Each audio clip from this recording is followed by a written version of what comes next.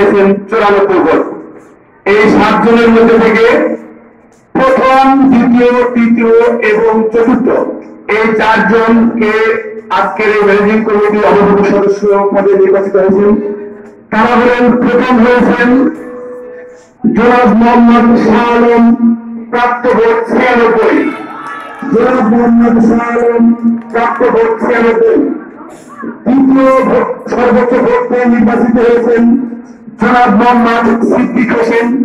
জনাব মোহাম্মদ সিদ্দিক হোসেন, প্রাপ্ত ভোট 94।